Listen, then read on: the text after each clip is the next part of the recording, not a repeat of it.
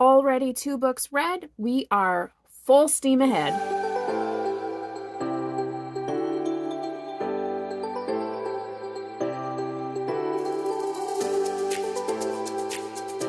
Hi everyone, Danny here, and welcome to Spinelli Speaks.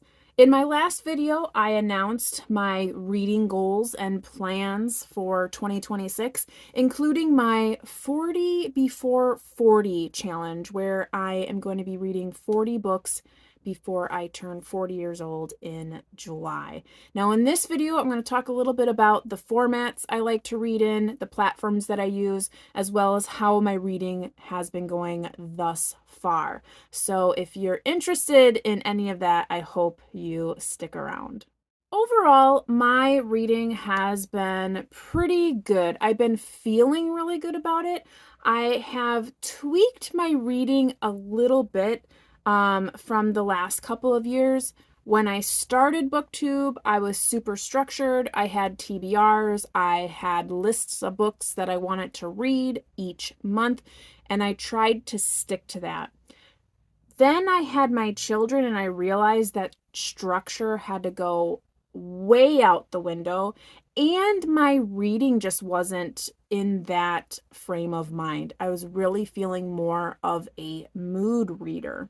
Now that my kids are toddlers and I'm able to structure my time a little bit, I wouldn't say a lot of it, I would say a little bit, I'm finding that I'm liking a structured / mood reading, flexible kind of goal in my mind for reading, especially because my day is so chaotic and you never really know when you're going to get the chance to read. And that's why I have multiple formats and multiple platforms of which I read. So we're going to get into that today. To many of you, my reading probably seems and looks extremely messy. And what I mean by that is I read physical books, I read ebooks, and I read audiobooks, and sometimes I mishmash those. And what I mean by that is I have 3 different times of which I'm able to read. So I have my quiet time, and that is when I'm just by myself, I have no littles around me, and I'm able to just really look at a book and read it. So when I have my quiet time, I am reading physical books, I'm reading my buddy read books, and I might be reading a audiobook with the physical book. So like when I read my Edward Rutherford books, I tend to do an audio and physical read so that I can annotate and do all the fun things. So that's during my quiet time. So that's my alone time. Then there's my chore time, which is when I primarily listen to audiobooks. So there's a lot of audiobooks that I'll read while I'm doing chores. So if I'm doing the dishes, if I'm vacuuming or cleaning up floors or kids stuff, and I'm able to do that with headphones on, then I'll listen to audiobooks.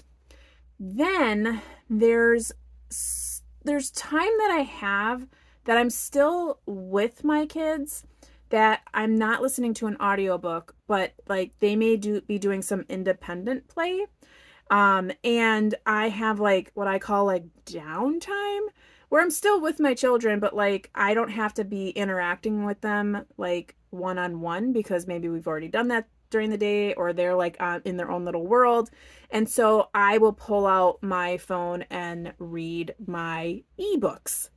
So again, messy to some, a total plan for me because it allows me to have different times of the day that I can read and accomplish my goals, which is really satisfying to me. That said, the books that I'm currently reading here in the beginning of January, I have 2 buddy reads that I am reading with my bestie Laura over at Book Bubbler. We are reading another Edward Rutherford. We are reading Serum, and I am reading this both in the physical, so I have the book, and then I'm listening to it on audio. So with these bigger books, and especially since I'll be doing summaries later in the year, I like to listen to the audio alongside the physical copy so that I am understanding pronunciation and landmarks, and not my mind isn't drifting away, because I really do want to focus when I'm reading these books. So that is a physical book that I read with an audio. And then the other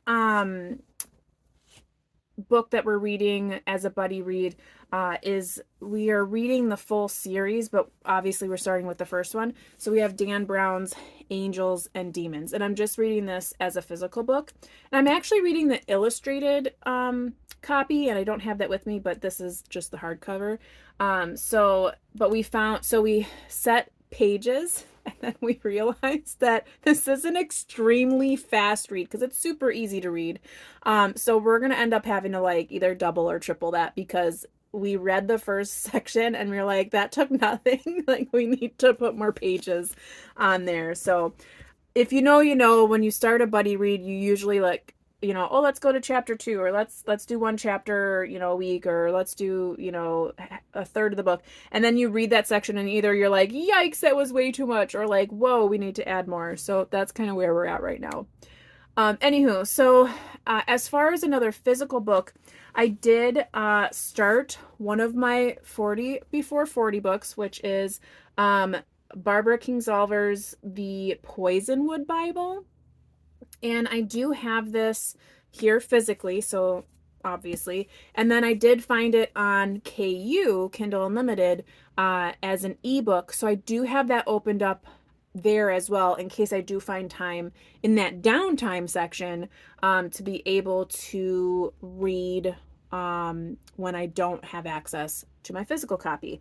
So that's what's kind of nice. When I looked at all of the books that I had, so I know I have them physically, so I can read them when I have my quiet time.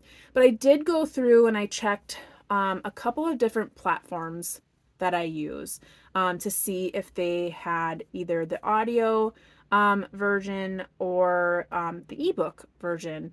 And I went through my Hoopla, which is through my library, and I went through Libby to see if they had the audio copies. And then I have been looking through KU as well to see if they have electronic copies, so that in case I have the opportunity to say, oh, I can read this one as an audiobook, or this one I can have doubly so as an e-copy, an electronic copy, then I have that access.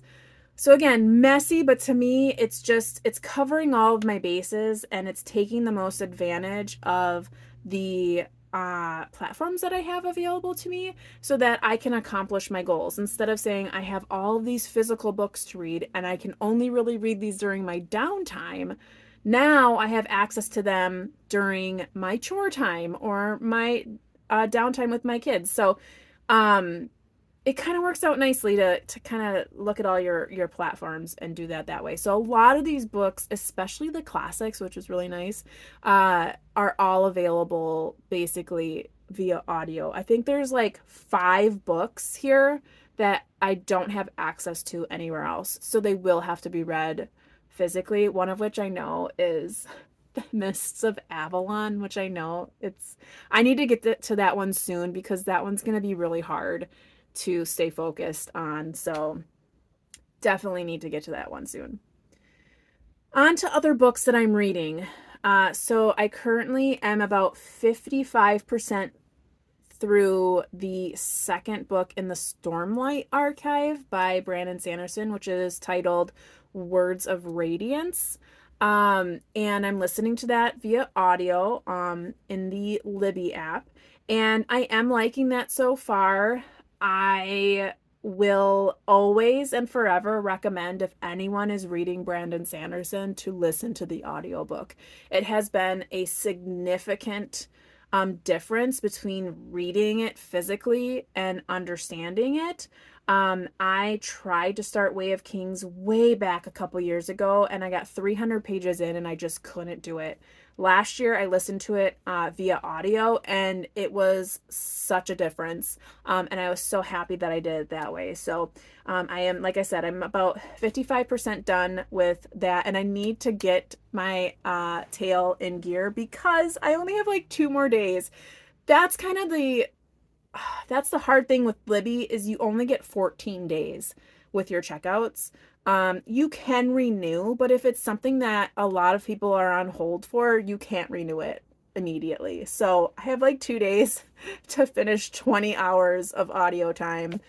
I am really nervous that I'm not gonna be able to do it, but I have to make myself do it. So I might be staying up late for the next 2 days.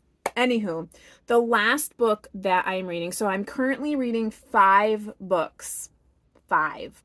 The last one that I'm reading is an electronic copy through my Libby app, and it's called The Let Them Theory, and it's by Mel Robbins. It has a extended title. I'm sure I have a photo here.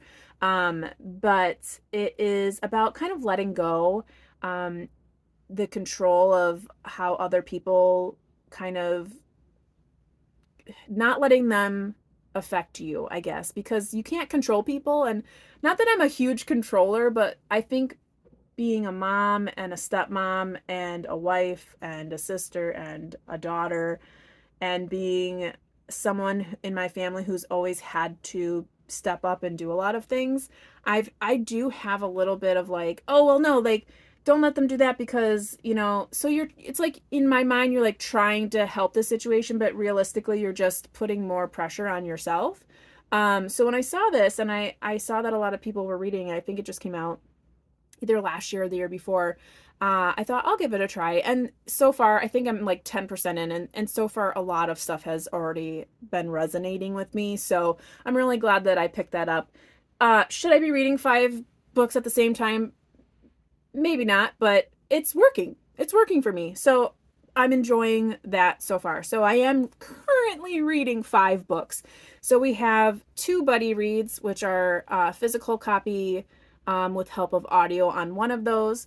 I have 1 complete audiobook.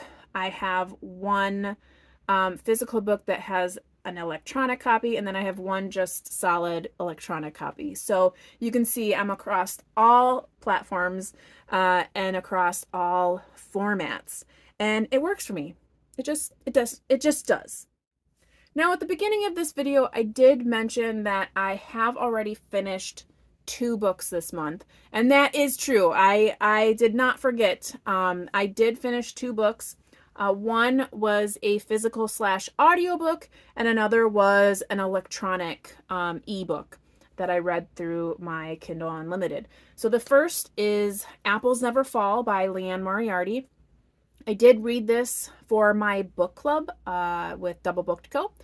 We do have a live stream coming up at the end of the month. I believe it is the 27th, January 27th, which is a Tuesday at 8 p.m. If you're at all interested in discussing the book, if you've read it yourself or have time to read it before then. But Apples Never Fall is a family drama that has multiple POVs. So you get POVs from the entire family as well as other people that are surrounding them. There's a police investigation going on, and as someone ends up disappearing. I don't want to give too much away because I don't want to give spoilers. But there is a lot of, I guess, interest in the fact that like the perception that people have is so varied and vast across the board that it often becomes difficult, if not impossible, to really have a full and complete understanding of someone's life and the way in which they live it, or how they are projecting what their life is actually like. So I really enjoyed the fact that we were getting all these different points of view. We were understanding people. We were getting certain situations one way, and then we were seeing them in a different perspective. So it was very, I guess, introspective for myself to think about interactions that I've had with people, and you think you know what's happening in their life, or they think they know what's happening in your life, and it's really the exact opposite. So I did end up giving that book 4 stars. I think, like, if I were to do it on a halvesy rating scale, I think I gave it a 3.5, but in Goodreads, obviously they're all whole points. So it is 4 stars in Goodreads. Quick mention on Goodreads, if you follow me on Goodreads, you will see all of these books and the progress I have with them in real time. I update that in real time. So if you're not already following me on Goodreads and you're interested in that, please go ahead and jump in there. The other book that I read, and I read this through my Kindle Unlimited, is Dungeon Crawler Carl by Matt Dinniman. I was so incredibly surprised at how much I actually liked this book. So I did give this 4 stars. Again, if you're doing the halvesy scales, I think I'd give it like a 3.75. But again, 4 in Goodreads. This is like an apocalypse book where, like, if aliens came down and completely obliterated the majority of the world and all the survivors had to go underground and fight one another on a televised program to the entire universe. And that's the whole book, and it runs like a video game. All of these players, so the survivors become players, and they end up having like inventory and all these things. If you're a gamer, you know all of this. To me, I only know this because my husband used to be a gamer, and so, like, I understand some of the terminology. I get what they're doing, but at the same time, I was just like, what is happening? Now, did it take away from my enjoyment? Absolutely not. There's a cat in this book, and their personality is so amazing. I mean, it's exactly what I would think a cat would be like. I'm not a cat person.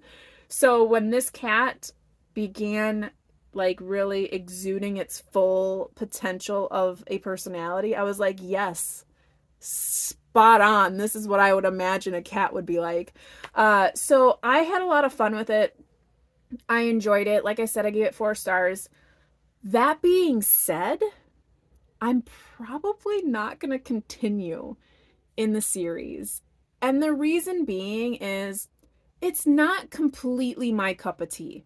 I had fun with it. I think it's great. I definitely recommend it. Try it. If you like it, continue. If not, you tried it and it was something new, I may come back to it later, but like right now I have so many different reading plans that I just want to make sure that I'm staying on track with those and not getting off track with this, like, what is it, 8 or 9 book series. So like I said, it's great. I highly recommend it. Super fun. But just not for me right now. So we're going to table that. Okay, so I realize that was a lot. It was a lot. And I like that I have a lot. I like that I have a plan. And I like that I'm always ready to read something. And not that I have to be always reading something, but I have goals, I have things I want to accomplish, and when I think of something that I want to be doing with my time, if I'm not, interacting with my kids or other people or doing something else, it is reading. Reading is a big part of my life. So I like that I have the opportunity to switch between formats, switch between platforms, and really get the optimal amount of reading done in my day. So tell me, does this seem too chaotic to you? Does this seem like it's too much?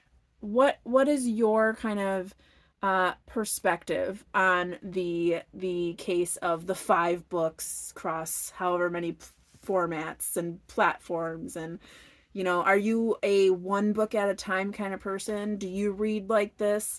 Let me know. I would love to know what your thoughts are, what your, personal reading habits may be, and what they look like compared to mine. But until next time, I hope you are reading something fantastic, whether it's 1 or 5 books, that you are taking care, staying safe, and as always, you know how it goes. Happy reading. Bye.